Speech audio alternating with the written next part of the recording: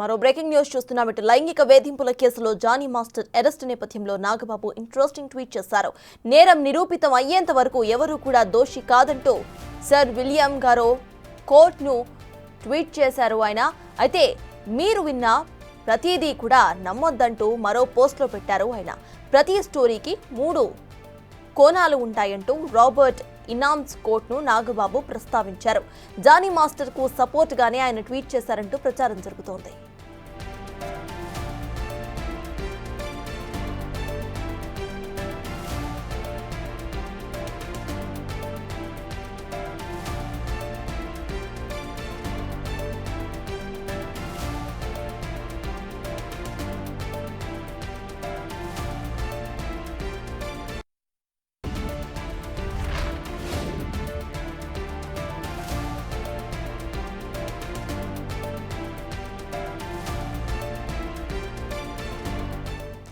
ఇక Johnny master case Tollywood ఇండస్ట్రీని ఊపేస్తున్న విషయం అందరికీ తెలిసిందే. అయితే జానీ మాస్టర్ యొక్క మేనేజర్ ఎవరైతే ఉన్నారో తనే కేసును పెట్టారు. తనపై లైంగిక వేధింపులు జరిపారు అని 16 ఏళ్ల వయసులోనే రేప్ అటెంప్ట్ చేశారంటూ కూడా ఆవిడ కేసు పెట్టారు.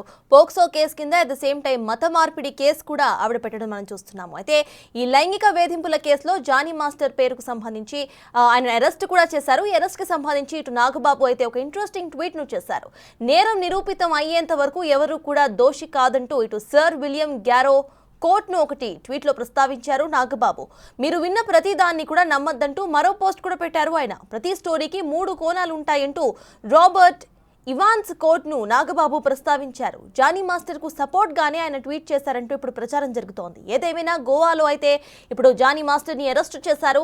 అక్కడి నుండి హైదరాబాద్ కు తరలించబోతున్నారు పోలీసులు. ఇక్కడ ఒక రహస్య ప్రదేశంలో ఆయనను ఉంచి ఆయనను విచారించబోతున్నట్టు తెలుస్తోంది. అయితే మొత్తానికి ఇటు జానీ మాస్టర్ మీద పోక్సో కేసుతో పాటు మత మార్పిడి కేసు కూడా పడింది. ఇందాక మనం చూసాం బులెటిన్లోనే రాజా సింగ్ ఈ మత మార్పిడి కేసుకు సంబంధించి ఆయన ఏం మాట్లాడారో కూడా విన్నాము.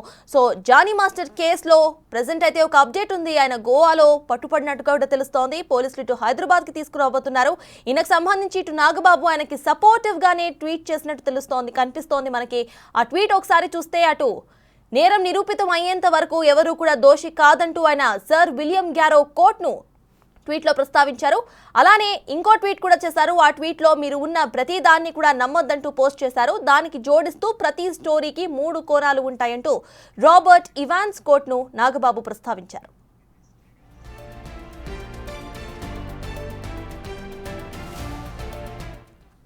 ఇక నాగబాబు చేసిన ఈ ట్వీట్ కు సంబంధించిన అప్డేట్స్ ను మా ఇన్పుట్ ఎడిటర్ పవన్ అందిస్తారు. పవన్ చెప్పండి, ఇటు లైంగిక వేధింపుల కేసులో జానీ మాస్టర్ ఆరోపణలు ఎదుర్కొంటున్నారు. దీనికి సంబంధించి ఇటు నాగబాబు ట్వీట్స్ చేశారు. అవి కాస్త సపోర్టివ్ గానే కనిపిస్తున్నాయి. వీటిని ఎలా చూడాలంటారు?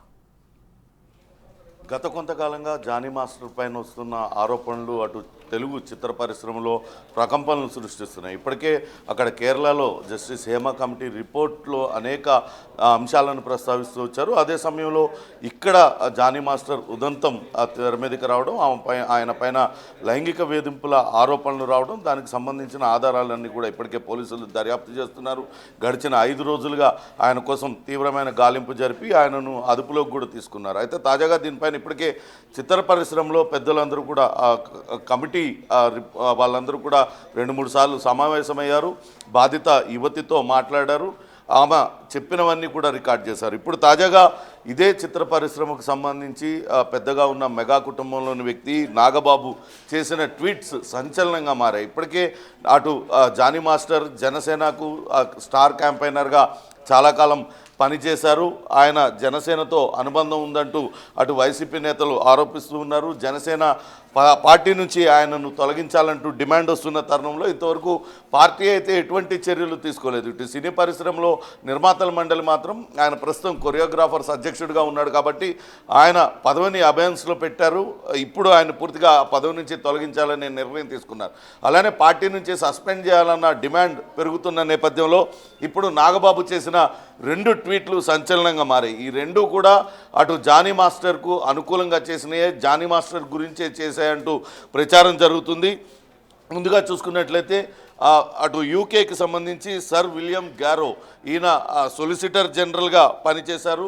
అటు బ్రిటిష్ సొలిసిటర్ జనరల్గా పనిచేశారు. ఆయన జడ్జి న్యాయమూర్తిగా పనిచేశారు. ఆయన పెట్టిన ఒక quote, no person can be considered guilty of crime until he or she was found guilty of that crime by the court of law. న్యాయస్థానాలు అటు ఆ నేరం నిరూపితం చేసే వరకు కూడా ఏ వ్యక్తి పైన ఎన్ని అభియోగాలు మోపినా ఆ వ్యక్తి నేరస్తుడు కాడు అంటూ ఒక కోర్టును ఆయన నాగబాబు పెట్టారు. మరొక కోర్టు కనుక మనం చూసుకున్నట్లయితే అటు అమెరికన్ నటుడు, సీనియర్ నటుడు రాబర్ట్ ఇవాన్స్, గాడ్ ఫాదర్ లాంటి సినిమాలలో నటించిన చాలా పెద్ద నటుడు, ఆయన చేసిన ఒక వ్యాఖ్యను కూడా ట్వీట్గా పెట్టారు. Don't believe everything you hear, there are always 3 sides to the story, yours, theirs and the truth అన్నారు. అంటే ఎవరు చెప్పేది నమ్మవద్దు, మన చుట్టూతా వినపడేదంతా నమ్మకూడదు. ప్రతి విషయానికి కూడా మూడు కోణాలు ఉంటాయి. ఒకటి ఇతరులు చెప్పేది, రెండు మనం వినేది, అలానే నిజం అనేది ఒకటి ఉంటుంది. కాబట్టి వెయిట్ చేయాలి అనే అర్థం వచ్చేలా ఒక ట్వీట్ని చేశారు. ఈ 2 ట్వీట్లు కూడా అటు జానీ మాస్టర్ను ఉద్దేశించే అనే చర్చ అయితే జరుగుతుంది. ఇప్పటివరకు జానీ మాస్టర్కు వ్యతిరేకంగా అనేక మంది మాట్లాడుతూ వచ్చారు. కొరియోగ్రాఫర్లు కావచ్చు, కొంతమంది మహిళా సంఘాల వాళ్ళందరూ కూడా బాధిత యువతి వైపు ఉన్నారు. అలానే జానీ మాస్టర్ను కొంత మద్దతు తెలుపుతున్న వారి సంఖ్య కూడా పెరుగుతుంది. మనం చూస్తున్నాం, అటు కొరియోగ్రాఫర్గా పనిచేసిన వాళ్ళు కూడా కొత్త వాదనను తెర మీదకి తీసుకొచ్చారు. నిన్న మొన్నటి వరకు వాళ్ళంతటి వాళ్ళే జానీ మాస్టర్ వెంట తిరిగి జానీ మాస్టర్తో ఇష్టపూర్వకంగా ఉండి అతని ద్వారా అటు లబ్ధి పొందిన తర్వాత ఇటు ఇండస్ట్రీలో అవకాశాల పరంగా కావచ్చు, ఆర్థికంగా కావచ్చు, మరో రకం కావచ్చు, అతని ద్వారా లబ్ధి పొందిన తర్వాత ఇప్పుడు కావాలనే అతన్ని బ్లేమ్ చేయడం, అతని ప్రత్యర్థులతో కలిసి కుట్ర పన్ని అతన్ని నైతికంగా పతనం చేయడం కోసమే ఇదంతా కూడా చేస్తున్నారనే కొత్త వాదనను కూడా కొంతమంది తెర మీదకి తీసుకొచ్చారు. ఈ నేపథ్యంలో ఇప్పుడు నాగబాబు చేసిన ట్వీట్స్ కొంత సంచలనంగా మారాయని చెప్పాలి.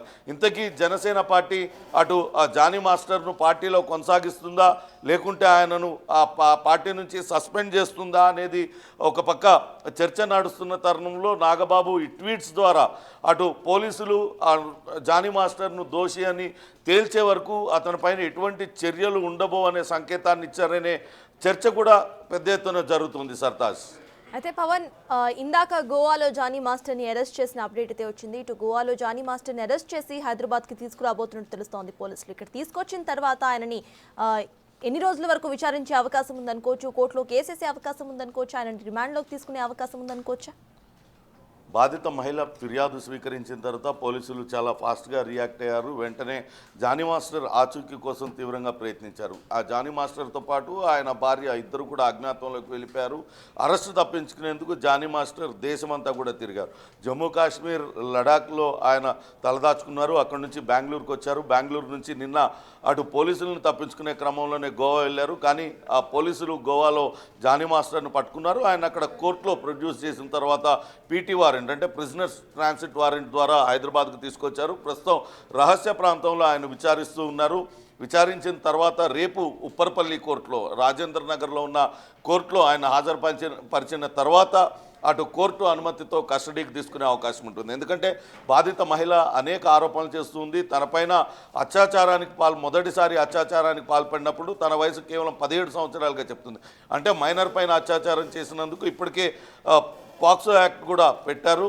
దాని నేపథ్యంలోనే పోలీసులు ఆయన్ని అదుపులోకి తీసుకొని ఏ రకంగా బాధిత యువతిని లొంగదీసుకున్నారు, ఆ తర్వాత ఏ రకమైన వేధింపులకు గురి చేశారు, తదితర వివరాలన్నీ కూడా సేకరించే అవకాశం ఉంటుంది. రేపు కోర్టులో హాజరుపరిచిన తర్వాత కస్టడీ పిటిషన్ దాఖలు చేసిన తర్వాత పోలీసులు ఒక నిర్ణయం తీసుకునే అవకాశం ఉంటుంది. Sartaj, right, thank you Pawan.